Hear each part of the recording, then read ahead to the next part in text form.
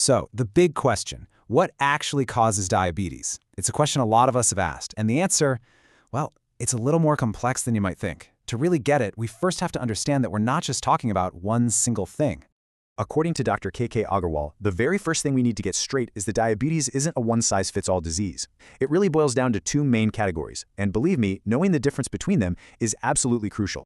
Yep, two very different paths. One is basically rooted in your body's own biology, while the other is a direct result of the modern world we're all living in. So on one side, you've got type 1 diabetes. That's an autoimmune condition, which means the body's own systems are involved. And then on the other side, you have what's often called lifestyle diabetes. And just like the name says, it's tied directly to our daily habits. This is the one that's become way more common today.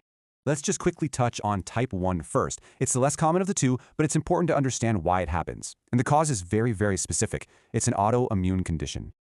So what on earth does autoimmune even mean? Well, think of it this way. Your body's own defense system, your immune system, gets its wires crossed. Instead of going after bad guys like germs and viruses, it mistakenly turns on itself and starts attacking its own healthy cells. In this case, the ones that produce insulin. And because the body just can't make its own insulin anymore, people with type 1 diabetes absolutely have to take insulin to manage their blood sugar. For them, it's not just a recommendation, it's essential for their survival. All right, now let's switch gears and talk about the main event. Let's talk about the type of diabetes that has become a huge public health challenge in our modern world, and that is lifestyle diabetes. Dr. Agarwal points to four main culprits here, and you can see how they're all connected. It often starts with a lack of exercise, which can lead to an expanding waistline.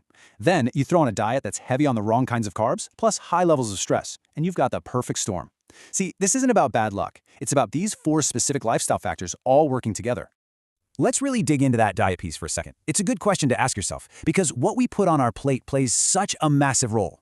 The problem, more often than not, comes down to one specific thing: refined carbohydrates.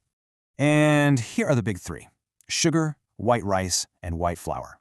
See, these foods hit your system fast. They break down into sugar almost instantly, causing these huge spikes in your blood sugar. And when you eat a lot of them over time, it just puts a massive strain on your body, making it harder and harder for it to respond to insulin properly. Okay, I know after hearing all that, it can feel a little overwhelming. But this brings us to the most powerful and hopeful part of this whole story. If our lifestyle is the cause, can it also be the cure? In other words, the million-dollar question is, can this be reversed? And the answer from Dr. Agarwal himself is a resounding yes. Lifestyle diabetes, especially when you catch it in the early stages, is reversible. Just let that sink in for a moment. This does not have to be a life sentence. The very same choices that lead to the condition can be changed to actually reverse it. So we're going to end on this thought. Understanding what causes the problem is step one. But the next step, well, that's a choice.